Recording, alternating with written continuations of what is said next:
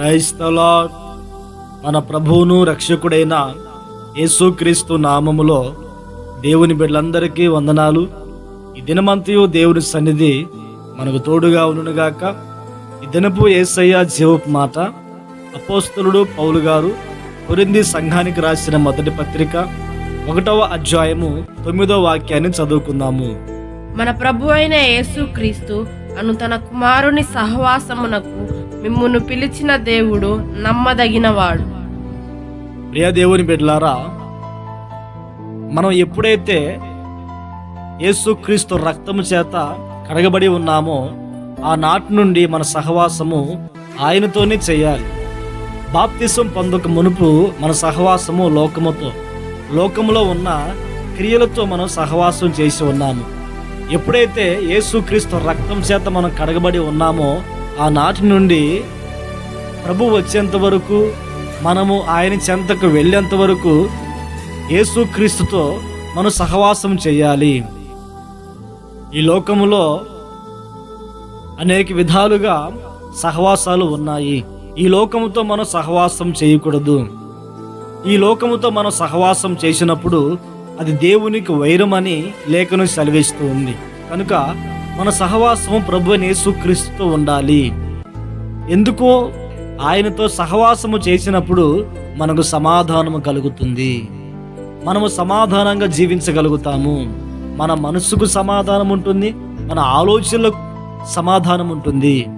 ప్రభు యేసుక్రీస్తుతో సహవాసం చేసినప్పుడు మనం సమాధానంగా ఉండగలుగుతాము. కుటుంబంలో సమాధానం ఉంటుంది, ఆత్మీయంగా సమాధానంగా ఉండగలుగుతాం. ఈ రోజుల్లో మరి కుటుంబాల్లో సమాధానం లేకపోవడానికి కారణం ఏంటి? మనిషి యొక్క హృదయంలో సమాధానం లేకపోవడానికి కారణం ఏమిటి? సహవాసము చేయవలసిన యేసుక్రీస్తుతో సహవాసము చేయకుండా లోక సంబంధమైన కార్యక్రమాలతో సహవాసం చేసే వాళ్ళు అనేకులు ఉన్నారు.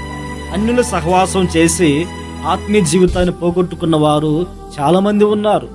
బైబిల్లో కూడా ఆయా సందర్భాలలో ఇశ్రాయేలీలు అన్యులతో సహవాసం చేసి వారి క్రియలు నేర్చుకొని దేవునికి దూరమై దేవుని ఉగ్రత పాలై ఉన్నారు. దేవునికి దూరమై ఉన్నారు. మనము అన్యులతో సహవాసము చేయకుండా మన కొరకు ప్రాణం పెట్టిన మన యేసయ్యతో, యేసుక్రీస్తుతో మన సహవాసము చేసి మన బ్రతుకు దినములన్నిట మనం సమాధానంగా జీవించుదాము కాక. అంతేకాదండి, ఆయనతో సహవాసము చేస్తే మేలు కూడా కలుగుతుంది. ఆరోగ్య విషయంలో మేలు చేస్తాడు, జీవనోపాధి విషయంలో మేలు చేస్తాడు, ఆర్థిక విషయంలో మేలు చేస్తారు, ఆత్మీయ విషయంలో మేలు చేస్తారు, కుటుంబ పరంగా మేలు చేస్తారు. పిల్లల చదువు విషయాలు కావచ్చు, వివాహ విషయం కావచ్చు, వాళ్ళ ఉద్యోగాల విషయాలు కావచ్చు, దేవుడు మనకు మేలు చేస్తాడు. మనము సమాధానముగా ఉండాలి అన్నా, ప్రభు యేసుక్రీస్తు ద్వారా మేలు పొందాలి అన్నా మనము యేసయ్యతో, యేసుక్రీస్తుతో సహవాసము చేయుదుముగాక. ప్రార్థన. ఆశ్చర్యకరుడా, కృప చూపువాడా, మీకు స్తోత్రం నాయనా. ఈ దినాన్ని మీరు మాకు అనుగ్రహించి ఉన్నారు నా తండ్రి. ఈ దినములో మీ వాక్కులు వినుటకు సహాయం చేసి ఉన్నారు.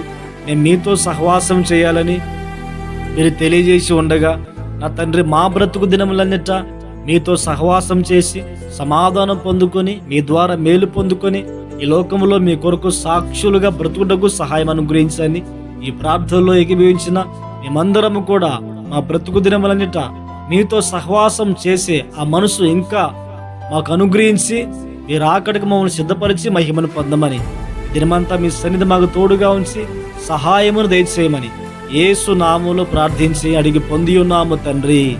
ఆమేన్, ఆమేన్.